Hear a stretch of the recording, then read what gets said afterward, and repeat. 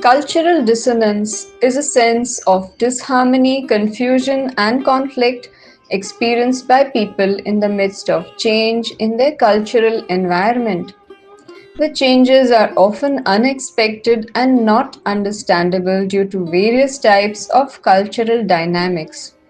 We need to recognize diversity, know and understand the cultural heritage and social, economic, and political issues and values in different cultures.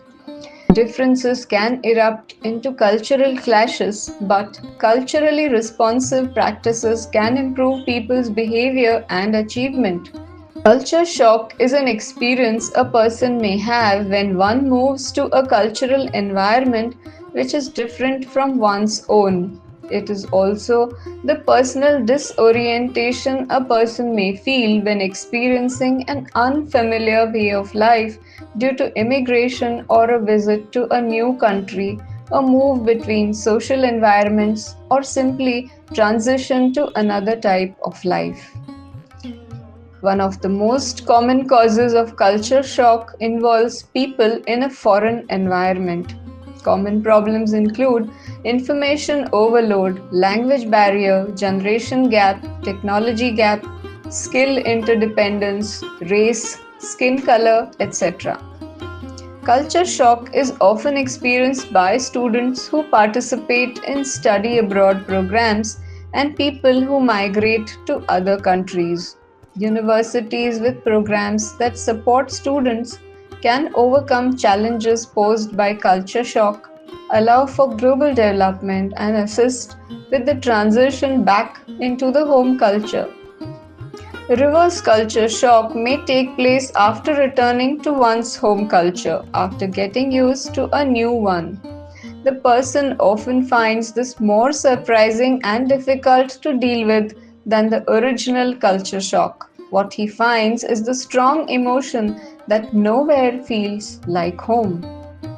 When an extended period of time is spent abroad, people have a tendency to focus on the good from their past over the bad and create an idealization.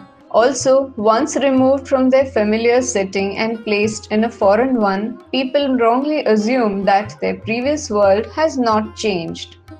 The realization that life back home is now different, that the world has moved on, and the process of readjusting to these new conditions causes discomfort. Some people find it difficult to accept the foreign culture and to integrate. They isolate themselves from the host country's environment, which they perceive as hostile, and withdraw into a shell. This group also has the greatest problems reintegrating back home after return. Culture shock is a part of a more universal transition shock.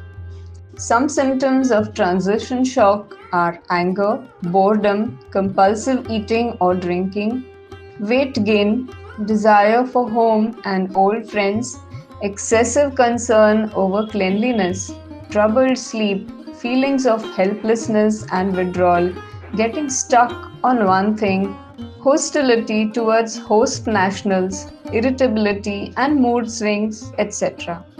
These circumstances can lead to health problems.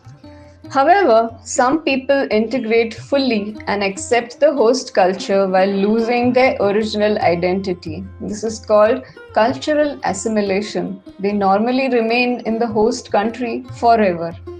Some people manage to adapt to the aspects of the host culture they see as positive while keeping some of their own and creating their unique blend. They have no major problems returning home or relocating elsewhere.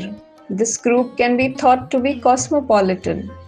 But culture shock has many different effects, time spans, and degrees of severity. Many people are hampered by its presence and do not understand why they are bothered. There is no one way to entirely prevent culture shock, as people in any society are affected by cultural contrasts very differently. So, before you pack your bags and move into a new place in a new country or planning to settle in another country forever, Think 100 times or maybe more before you do so. Is it really worth all the heavy struggle, donkey work, and the bad treatment? Ask yourself the simple question: why should people of another country accept you as one of their own?